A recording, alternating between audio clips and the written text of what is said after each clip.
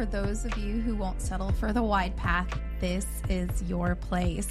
And today on the podcast of Among the Few, we have two very special guests. Yes, we do. We have Ben Karaoke, which is my husband, Ben. Hello. Hi, Ben. Yes, Welcome. Hey. Hello. the infamous Ben.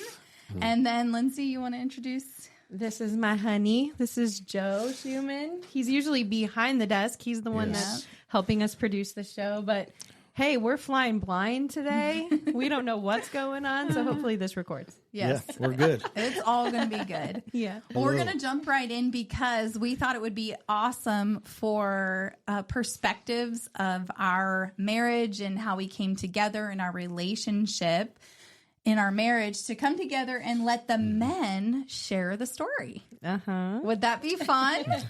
It'll be interesting. That's good. It's going to be interesting. You guys have heard so much from Lindsay and I, and so we're excited to have them on. Yeah. But before we dive into our stories, we just want to thank you for all of those who are participating in the podcast and are part of what we're doing. Keep sharing, keep liking, and subscribing to the channel.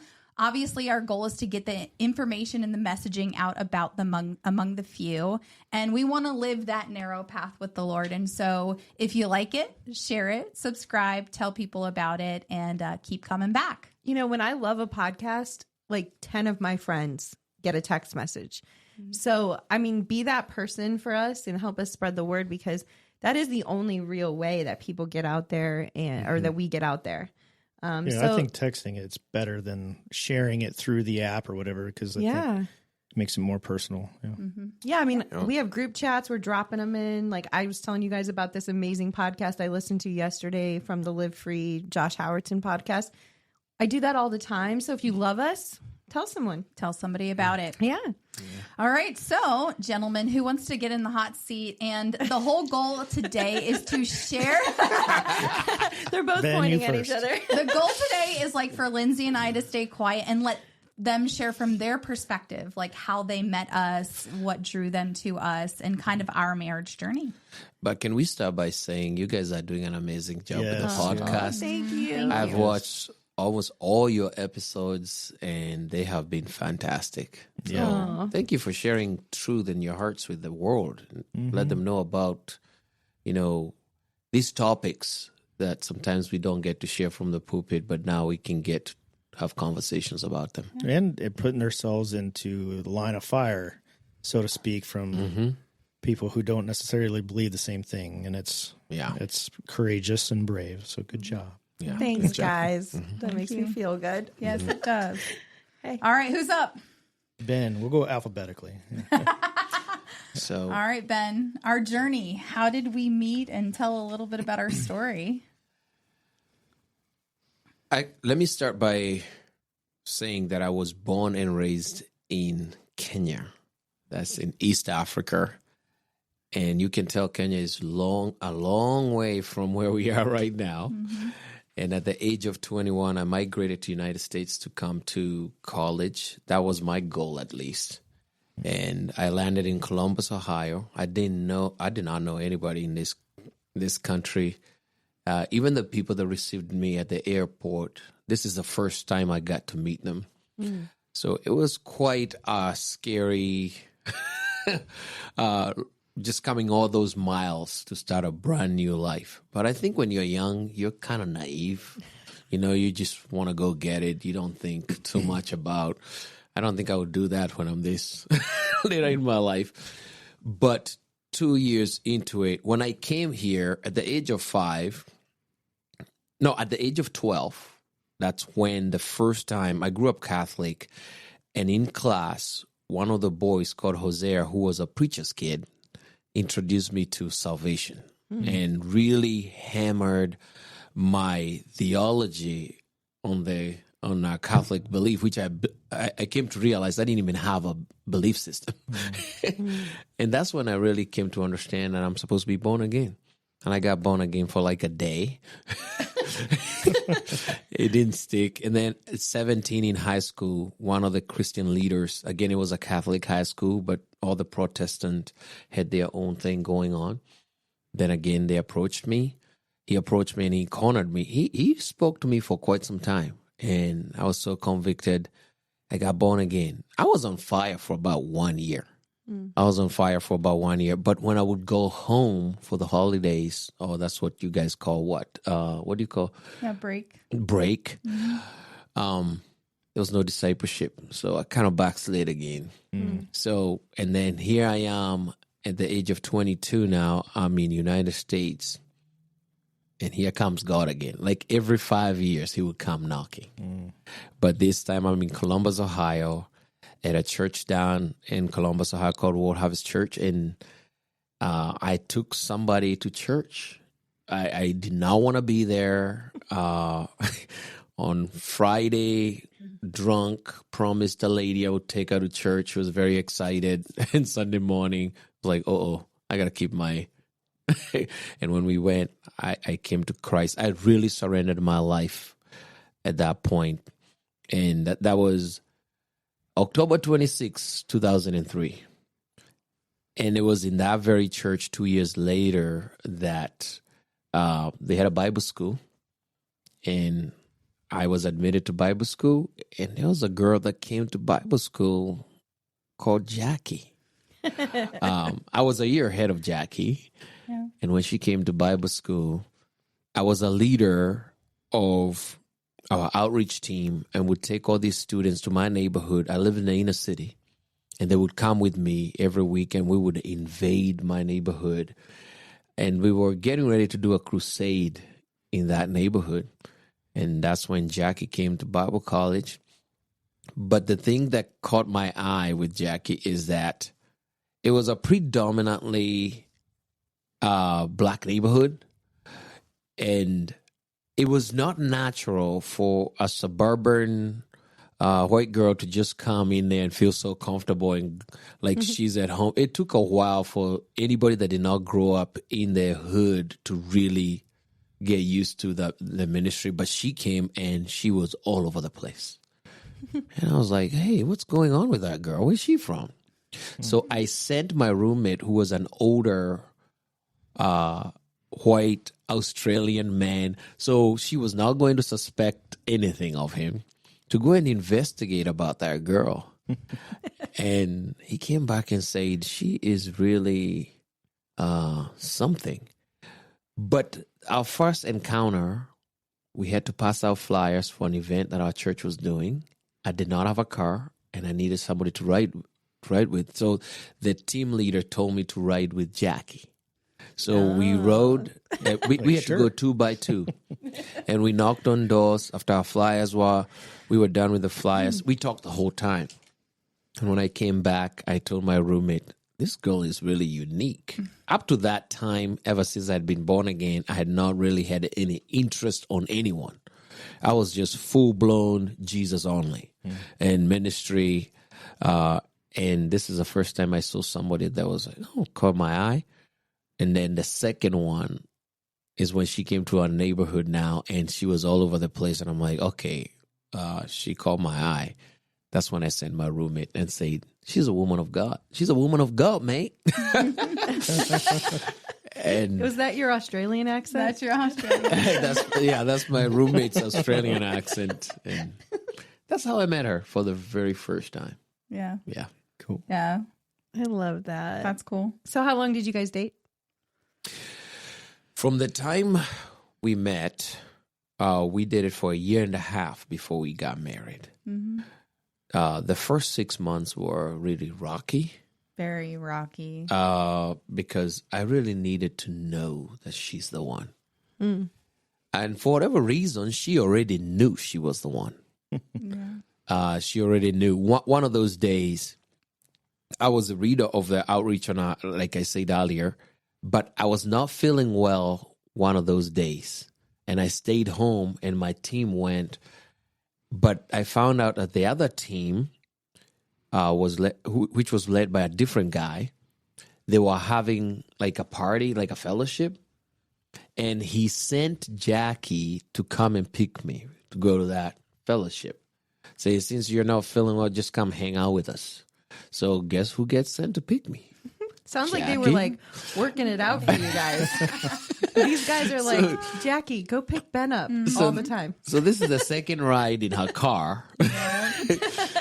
And she picked me up. It was just down the street from where we went over there. The party was over, and then she dropped me back at our house. But something happened because we sat there and just began to have a conversation in the car right in front of our house. But she had all these questions that no girl had ever asked me. Like, I think a 22 typical year-old doesn't ask some of these questions. I was used to having these questions to be asked to me by an older person. Like, what do you think about, what are you going to be doing when you're done with Bible school? Do you see yourself in ministry? What do you see yourself doing in this situation? And she was just drilling me with all kinds of questions. Sounds about right. Yeah. I think that's That is me. I am definitely like that. Though. And by the time Did you write them all down too? Did you make a I note? didn't have them written down, but And man, that's did why I we have have a plan. this. Like this is a Jackie plan. is our note. yeah, they were just coming one after the other, one after the other. And after a while, I think my brain caught on, like, I'm being interrogated here. Yeah. And after I had given all the answers she needed, then I looked back at her and I said, what about you? And I started to ask her these questions. And I remember after that conversation, we talked for a while. We did. It was like over an hour. Yes, we talked for a while. And then it was like, okay, see ya. And she went. I remember going back into our house and thinking, this was my prayer back then. Man, I really like this girl, Jesus. It was not a prayer of faith. It was like, I think if you give me this girl, I'll be fine. That's literally like my prayer. Like, I didn't know if she was the one, but I was like, she seems to have some characteristics of what I was believing for. Yeah.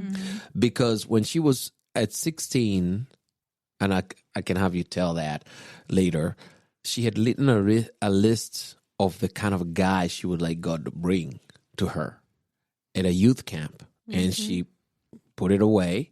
And that same year, we met in the fall, but that same year in February, I hit like 27, and I thought that I am too old I haven't found anybody. And that's when the desire to really, and I remember praying, God, at least if I'm not getting married anytime soon, can I meet that person? And kind of that, I prayed that prayer, and then I took a yellow piece of paper. I remember very well. It was the only yellow piece of paper in a big folder. And I wrote down all the godly characteristics I would like in a woman and put the word of God beside it, and I started to declare it and then kind of put it away and forgot about it. In the fall, when we had this conversation now, that's when I looked at that list and I'm like, oh my gosh, this girl fits this.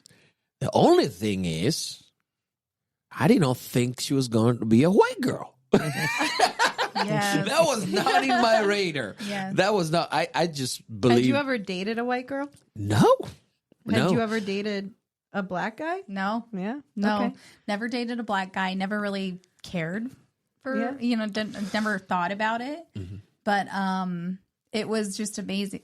I love when Ben's like, I never thought I'd be like, he regularly says this to me. I'm just shocked that I married a white woman. It's funny because you're a Mzungu, like you. I was gonna say you're a white person, and still you still have the African mindset. Like I married a white person. Well, you grew up in Kenya, so you didn't see a lot of multi-racial marriages. That's No. multicultural. I do have a funny story though. When we went to Amish country, we did like a little weekend getaway. I'm not aware of this usually because it doesn't bother me, but we were in Amish country and we went to this small little theater and they were looking at us. Oh. Like they were watching us hold each other's hands and sitting and that was the first time in a long time that I saw stares because they just kept looking at us like, like we were like, black and white couple, like what? And I had not seen that in a long time. Now. It's so common. Yes, it's so common. There's so many of my friends, but yeah. Yeah. That's All right. cool. So wait, okay, you were 20s. When you guys got together, how old were you then? I was 27. We got married when I was 29. Mm-hmm. And you were way younger than me. You're 5 years younger? I was 6. I'm 6 years younger. I was 6. Mm-hmm. Okay. Yeah. So she was 21. I remember that when we first met. And the thing that really stood out to me was we were in a Bible school with about 500 students. And they were from all nationalities, women of God and men of God. It's probably the most perfect place you can find a spouse because especially when you're all like in ministry. Yes, in ministry. They are all wired for ministry. Godly men and women, Hispanic women, African American, name it, from all walks of life. And for whatever reason, her maturity kind of caught my eye. She was not like the typical 21-year-old that I was used to talking to, or the other peers. She had a maturity to her that really, I noted it, and I was like, you know what? She's way mature for her age. Mm-hmm. And you might think it's a one thing, maybe one conversation, but it was consistent the whole time. I'm like, I think she'll be good. And you just liked the way he says Africa, right? Yes, Africa. You're like, I gotta marry this guy. He has a cool accent. I translate for him quite often. That's fun. I love your accent, Ben. Yes. We've been to Africa. That's something I don't know if I shared on the show, but South Africa, and all of our friends, the way they said things, I'm like, man, I wish we had an accent. I mean, we do. We just have, to us, we don't. Yes. So it's fun. I like to hear you. All right, baby. All right, you're up. All right, well. It's not going to be probably as detailed. You're not an immigrant, I'm so. Let's just so you know, I was born and raised in Ohio. Hartville, Akron. Yeah, it's. Let's see. What was the question again? Like, whole life story, or no? Just give us like how'd you meet Jesus, and how did we meet more? I think. Well, I was born into a family that my dad was a pastor. My mom and dad are still pastors to this day. So it's, as long as I've been alive, they've been pastors. So it's 47. Well, I'm 46. They're 47, 48 years into the ministry. And so I've been just in that environment my whole life. And so really just, I found, introduced to the Lord at a very young age and decided to follow the Lord at a very young age, like 8 years old, I think is what I remember. But, and just, that was my life, just to be in the church and doing whatever I can to serve the church and the Lord. So, fast forward to teenage years, I didn't date at all through high school, didn't have any relationships. And then your parents wouldn't let you. Well, they wouldn't let you, but yeah, I think they look back at it as like it was encouraged not like a strict rule, but to me it felt strict. To me it felt like not okay. But at the same time I totally agreed with it too, because it was definitely not chaos that I wanted to get into at that age. I saw the chaos of relationships and in and out of that all the time, and I just didn't need that or want that in my life. But after high school, I went to a one-year Bible school in Montana and MWSB. It's a great school if you're ever looking for that. Very small, 60-ish kids total, so you're half girls, half guys, and again, small, intimate, very, like, you get to know everybody pretty well, and sometimes more than you want to know someone, because your personalities don't really match well sometimes, but and so I started dating right away.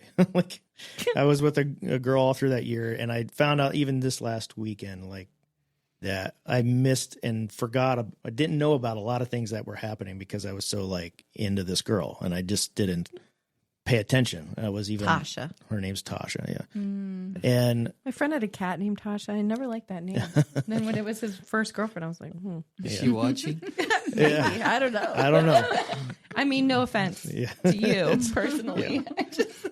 But it, Yes. I mean, just like relationships, I mean, they take a lot of your time and energy and your brain power, basically. And so I mean, I love the school, being there, and looking back, I wish I wasn't in a relationship because it obviously didn't work out, but I missed out on so much, learning, but that you don't know at 18. Like you think you're sucking in all the information, but you're not really giving it all that you have. Mm-hmm. But then the distraction of a girlfriend versus like building relationships with all these people, that they all stay in touch, but I don't stay in touch with anybody. But that's mostly my fault because I'm not that kind of a relationship person. I don't stay in touch with people, but it didn't help that I didn't build that. Anyway, coming off of that, basically just a couple things happened after the school, but I went to a summer camp for a little while, worked in Glacier National Park for a little while, and then that was 2001 when I was at the park, and then when I came home, in the going backwards to the Bible school, that's where I started learning guitar. I was always into music, drumming before that, but I started learning guitar. I could sing, kind of found my voice, found my spot with the guitar and singing. And so leading worship kind of became a focus for me, I guess. But not really had an outlet yet. And I dabbled a little bit in it and was always part of a worship team for a couple of years. But then after I came back from the park, I didn't really have an idea where I was going. I thought I was going to be moving to North Carolina because I said there was no girls in Ohio for me. I specifically remember saying that. I'm like, there's nothing here for me, so I'm out of here. And I visited my brother, and there was a couple of really cute girls down there, and I'm like, I'm going to go down there. But shortly after, my mom and Lindsay were at a class together, and like a Bible class, and Lindsay was looking for a. Well, we knew each other in high school. Yes, that's true. Yeah, we knew each other in high school. We were in the same graduating class, maybe 1 or 2 classes together. I remember one. One, yeah. But I don't know. And then math. So we knew of each other, and since graduating, we saw each other a couple times around our tiny little town of Hartville. Our dads, being pastors, you kind of know each other in the community and stuff. And so my mom and I my mom and Lindsay were talking, and Lindsay was in youth ministry, and she needed a youth leader to help her, and especially with worship. And my mom's like, well, Joe's coming home from Montana soon, so you should check it out and see if he was willing to help. He doesn't have anything going on. And so I met with her at a coffee shop in Hartville that's now closed, but we got to talking. I said, sure. I said, yeah. And so she describes it as she was not ready for me. She was not ready to revisit me. Okay, what did you think when you saw me? Did I look exactly the same from high school?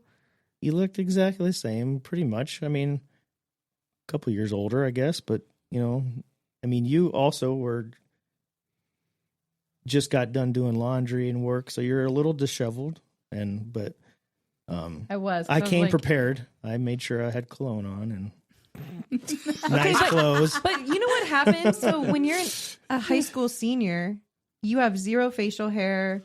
You're like a baby boy. Mm-hmm. When you graduate high school, you are a baby boy. But in 3 years or 2, well, it was 3 because we were 21.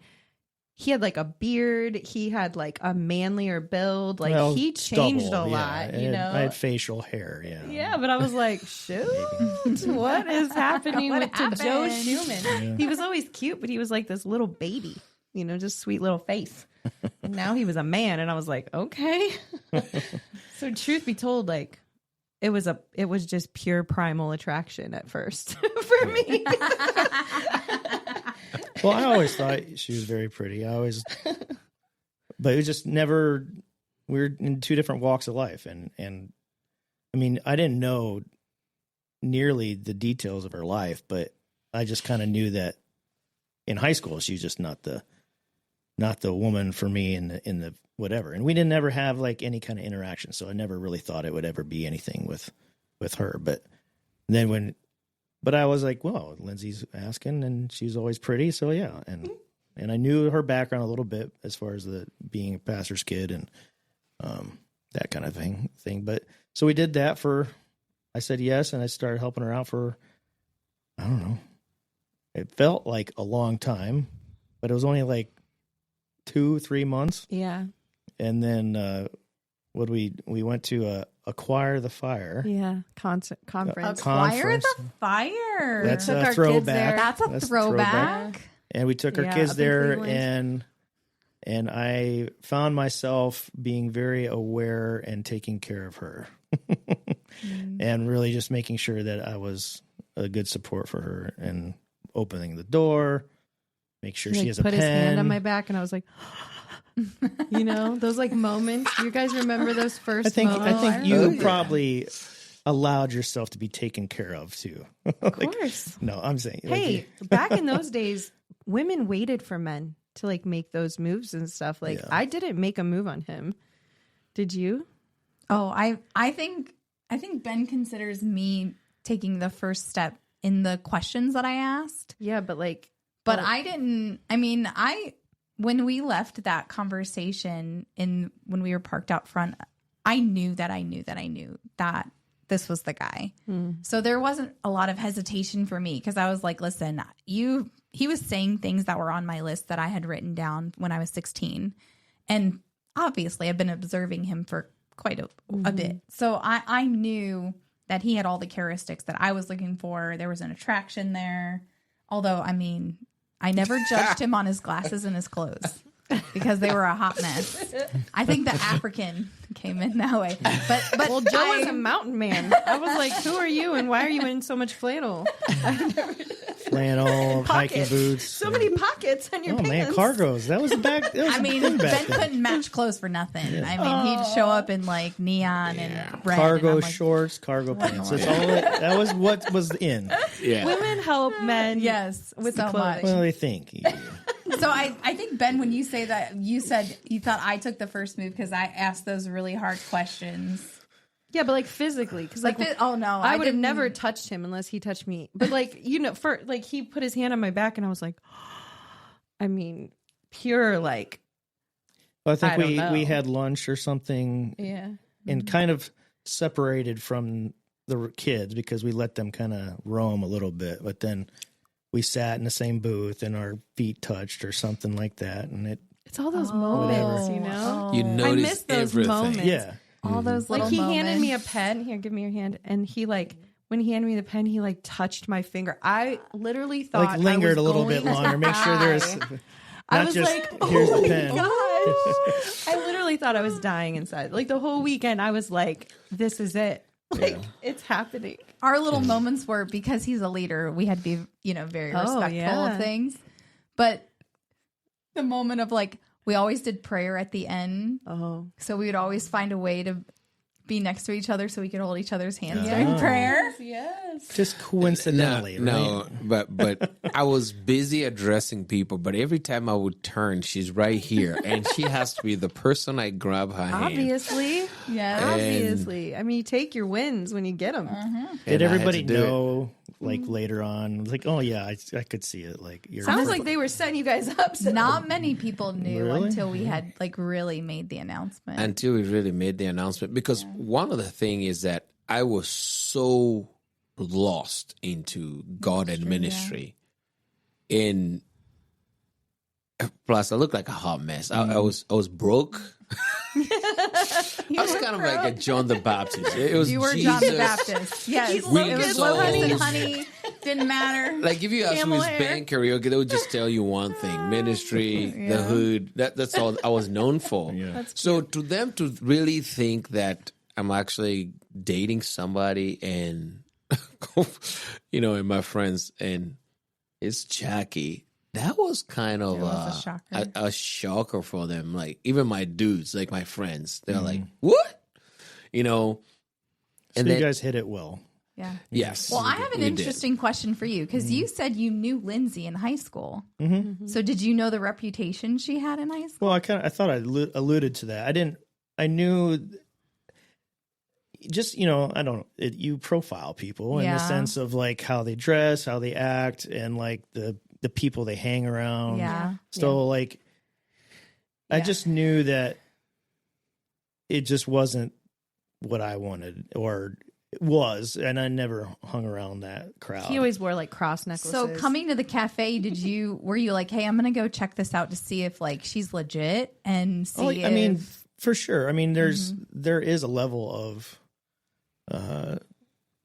just inquiry of like what's going on. And at the same time, like I that's probably not knowing fully what she was all about in high school, and helped with the process. Like, well, maybe it was just a phase, maybe like just she got sucked into the wrong crowd, or like, just peer pressure, or just, wore the weird things.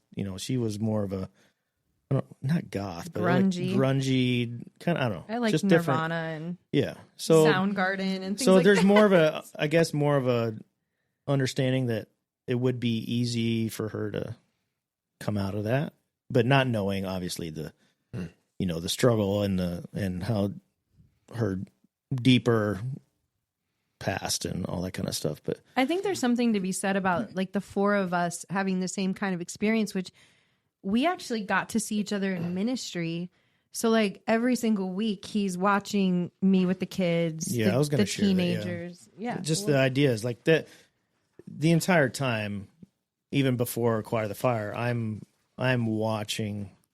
I mean, I'm a very observant person anyway. Like I like watching people do their thing, but that also I think plays into how I build relationships or don't, or who's worthy of my time, so to speak, and who's not. Like, okay, this person's serious about their life and about their convictions, or who's not. And so watching her do the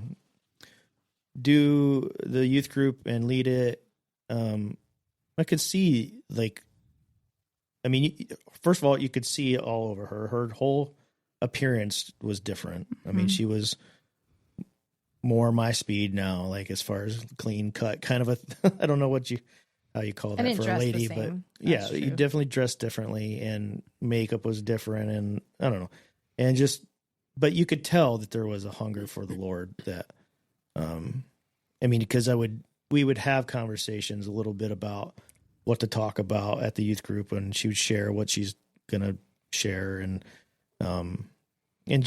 then when you're leading people, you can see like how real it is to you by how you are relaying it to everybody else.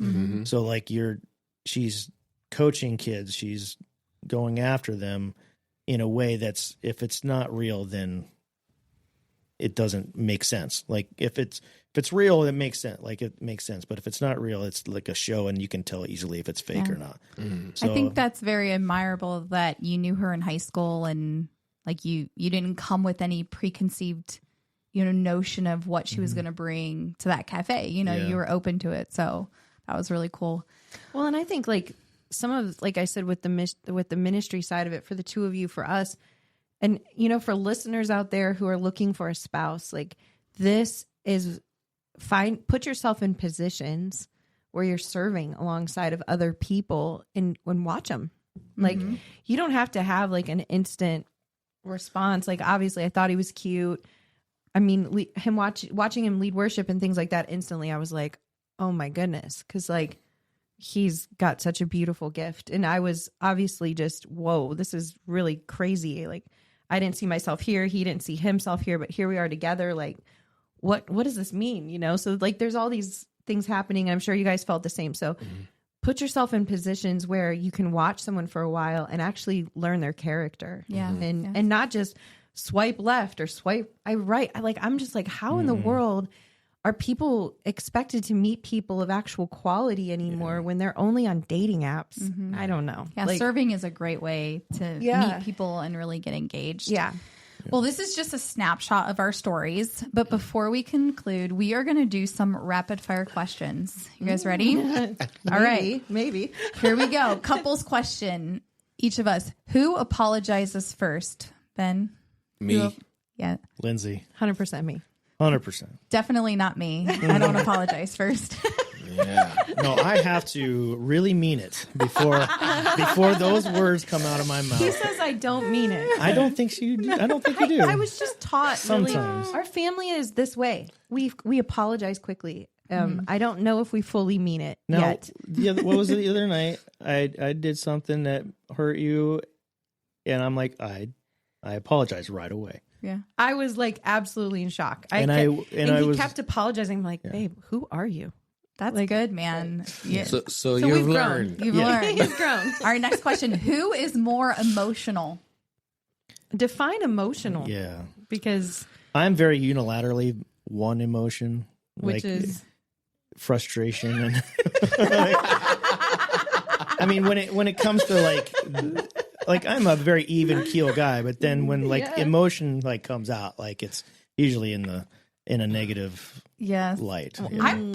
You can't sit here and say if there's anyone who's more steady at home, I'm definitely more steady with the kids.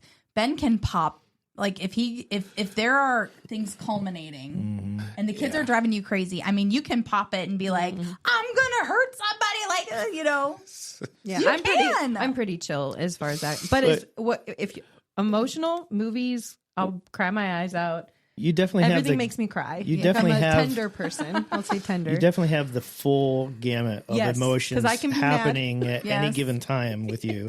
So you are more emotional in that way. But yeah. I think I'm more the emotional one in that I'm an open book. You're not going to have to guess what I'm thinking and feeling. It's very true. Me too. I just let it out. Well, we've already said Jackie and Joe are a lot more alike, and me and Ben are actually a lot more alike, which is typical. Usually both people in the relationship. So I don't keep grudges. I forgive quickly and move on. So I don't understand. Sometimes I'm like, you still on this? It's day 3. Well, I'm not saying that I don't forgive you, but again, I'm like, do you really mean it? Yeah. Because that's a big one for me. Well, don't say something and not mean it. I don't want to come back to this. Yes. Yeah. I want this to be done with in the sense I understand, you understand. And let's now not do it again. Let's not do this again. Because if you fully understand and you are fully sorry or forgiving, then we're done with this. Yes. But I feel like a lot of good theory. Yeah, but it doesn't work all the time. No. All right, next one. Who plans date nights? You want to go first? I feel like I don't know. We don't have a lot of date nights, but We're just together a lot. I think we now. do evenly in the sense of I want to go out or you want to go out, and we're like, yeah. And so it's not and we just talk about it together. When our kids were small, I did because he worked a lot. I was home. Yeah, I had to get the babysitters. Yeah. So, but now that's you. I don't think we have so much date nights anymore. We try to do weekend getaways where we take 1 or 2 nights away and just spend the time with each other. And I usually voice that I want a weekend away. I would say you're the initiator on I those initiate it, and then you have been planning some lately. So. I think Joe actually initiates that more often, where he'd be like, "Babe, we got to get out of town." Yeah, I don't know. Quiet. Yeah, still. I definitely want to. It doesn't always happen. Yeah. That's true. All right, one word to describe your wife. Be nice, everyone. Be nice. Let's pick a nice word. One word to describe your wife. I say this is a very difficult question because I don't think one word would do it. You know, A sentence. You got a sentence? Yeah. She's feisty on the things that matter in a good way. She's feisty but gentle on the inside. Even though she might be feisty, is for the right reasons. Yeah, and I like that. I would say ferocious in the sense, the same thing. It's ferocious in a negative way for the negative things and ferocious in the loving way when it's loving. So you're getting all of it at all times. Yeah. No matter what. And it's one of the things that stood out to me the most. Yeah. So, yeah. So if you could do anything, which one you're would not you going to answer it? Oh, me? Yeah, You want home? come on. It says your wife. No, I'm just when one word that I would use to describe Ben would be this is hard too. I would say I would use the word passionate, because no matter what he puts his effort into, he does it 2,000%. So if he has a goal, or if he is on pursuit of something, he will not stop until he has pursued every avenue. And I see that in his relationship with the Lord. I see that in fatherhood, fathering the best way he can, provision, pursuit and passion, and making sure that our home is provided for. So yeah, I would say this passion and pursuit in him is definitely. My word for Joe is integral. Mm-hmm. I never met a person that was always the same person, honestly, everywhere. Like, he doesn't change who he is in ministry or at home. Mm-hmm. A lot of people think that's an impossible thing to do, but I just never knew anyone who had such black and white, clear paths for his life. And he's still that way. Like, it's never changed. He knows what's right and wrong. Even if he's doing the wrong thing, he knows it's wrong. So he's clear on that. And I love that. But what you see is what you get. This is who he is. And sometimes people don't like it. Honestly, so there's been a lot of people who don't understand him. And I love that about him. Mm-hmm. I love that he's just out there in his true All right, nature. last one. If it could be either a coffee date or a date night, like a movie night, which one would you prefer? Coffee date or date night? Movie night. Movie? All day long. For sure. Totally movie night. Date Movie night? Date night, food, movie. That's my jam. Yeah. I think I've transitioned to more of coffee sessions where we can talk more. Would you say that? You like those? I like those. Yeah, a lot. Yes. Yeah. Well, you get, I really do like those too, but I'd love a good movie. but you have the dinner to talk, and then you have the movie to hang. Oh, the combo. It's just yeah. because combo. I That's good. can't do Well, and now the movie 100% theaters, talking all the time. I want to be with her. Yes. I want to experience things with her. Yes. We talk, so we satisfy her needs, and then I just need, Yeah. the companionship of that. well, and now the movie theaters, the little thing comes up. The armrest So we'll might pop come the up. armrest up and I'll cuddle in, and Yeah. Yeah. Pretty awesome. then that happens. So that's nice. That's good. Hey, I just wanted to say this real quick before we wrap this episode up, but I think it's really cool to say that we are sitting on the couch with two men who both waited for us until marriage. And we didn't really get into that part of the story with either of you guys, but I just really want to say thank you for being the kind of men who wait for their wives and who don't coerce and make it something else, because we just live in a world right now where men don't have those examples anymore of men who have walked that road. And so it's cool that obviously I wasn't a virgin. Ben stories that he wasn't, but the two of you guys were, and we all waited till our wedding day. And what a beautiful thing to be able to have that for our testimony for our kids. And It's a beautiful testimony. Now, I'm going to sit here and say it wasn't easy. I mean, there was heck lots no. of temptation, and I had to obviously kick him out. we had to run from the temptation and keep Flee. good boundaries. we called them no nights. So tonight was my night that I had to tell him no. Like at a certain point, we're like, okay, we can't go any further than this. And I mean, we would be making out sometimes, and I'd be like, no. And then it would be his turn, and he would have to be like, no, get out. We have to leave. And so we'd be kicking each other out the door, kissing the whole way. I'm like, get out. And so I'm like, dude, don't even. And I feel like it only gets harder because once you get your apartment together, that was rough territory, because we got our apartment, we start moving things in, and then you're alone, and oh man, it can. We only had our apartment for 2 weeks or something, didn't we? Yeah, and you were there. I don't even know if No, you lived there. I did Yes, by myself. I think so. I don't remember that. Yeah, It's you been Could I 20 do that? I don't even know there's if I could. Okay, we were 23 and 22 when we got married. How did I cook for myself? I probably You came came- over. And I don't know how to cook. Well, as we conclude here today, we just this is just the beginning. We're excited for them to join us for the next episode, and we want to thank you guys for joining in on Among the Few today, Yes. and be a part of the next episode. Thanks, guys. Bye. Bye. See you. Awesome.